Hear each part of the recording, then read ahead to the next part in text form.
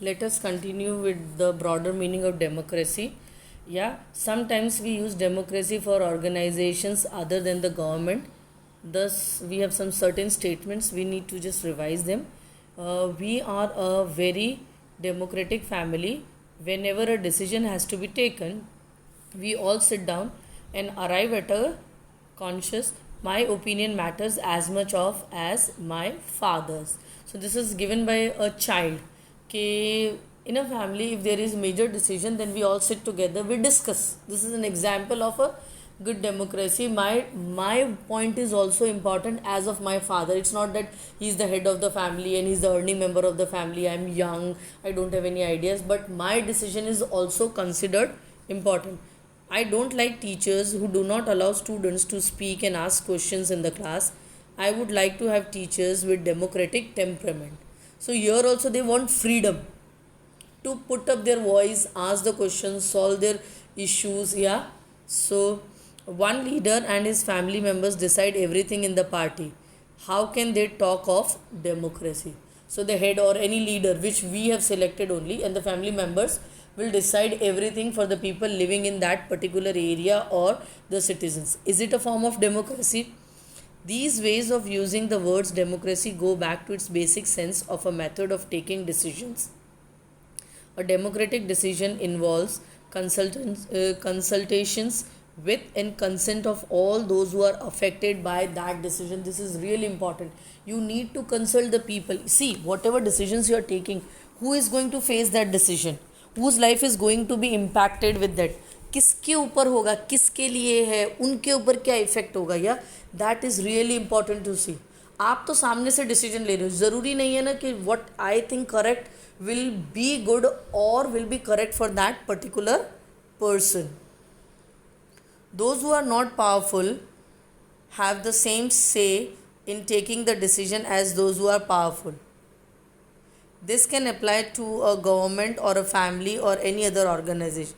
Thus, democracy is also a principle that can be applied to any sphere of life. It's not only for government, but it can be applied with the above example. It can be applied to any sphere of life. Yeah, it's not necessary कि आपने नहीं बोला या आपको नहीं पता या सिर्फ गवर्नमेंट चलानी है तो ही डेमोक्रेसी के प्रिंसिपल्स भी.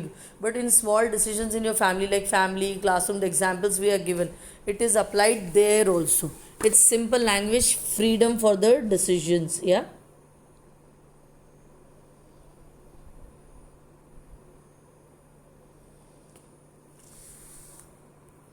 Now let us continue with this. Yeah. So there is another thing we can understand. If we take these ideal seriously, then no country in the world is a democratic.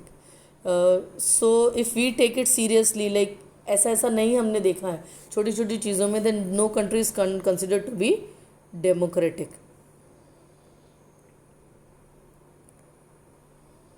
In this book, we do not deal much with this expanded notion of democracy. Our focus here is with some of the institutional features of the democracy as a form of government. So we have just tried to understand what is the democracy as a whole institution.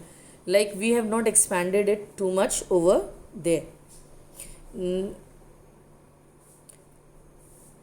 At this stage, we just need to note that democracy can apply to many spheres of life and that democracy can take many forms. There can be various ways of taking decision in a democratic manner as long as basic principle of consultation of an equal basis is accepted. Okay, so it's like any sphere of the life we can use it. Yeah, any sphere of the life we can use this. This also means that no country is perfect, is a perfect democracy.